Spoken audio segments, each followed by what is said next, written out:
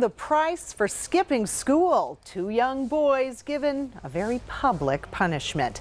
The police tipped off Channel 11's Alan Jennings on where to find the boys, and he talked to them about whether they've learned their lesson.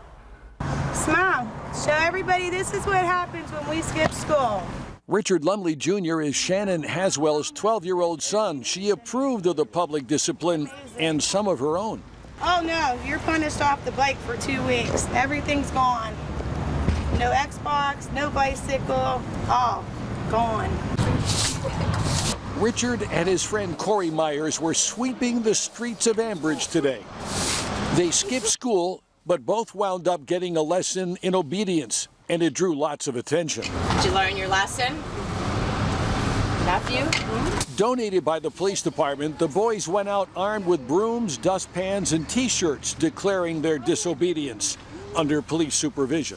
I figured instead of sending them home to watch TV because they're both suspended from school, I figured we'd come out here and clean the street a little bit. They asked if I felt this was appropriate, and yes, I do. Don't bother digging through the bushes. Let's get the sun. In fact, it was Shannon who called police after learning her son never made it to school. Officers found the boys about mid-morning near an abandoned building. Have you learned a lesson today? Yeah, What is it? not to skip school anymore. What about you, Corey? Not to ditch school anymore. A break in the action for lunch for these two 12-year-olds while they have a heart-to-heart talk with Ambridge officer Mike Natali about why it's never a good idea to skip school. In-school suspension does nothing for kids. Right now, they're more embarrassed than anything. In Ambridge, Alan Jennings, Channel 11 News.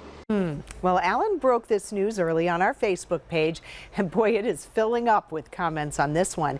Shannon says, "I think this is an awesome punishment. Education is important."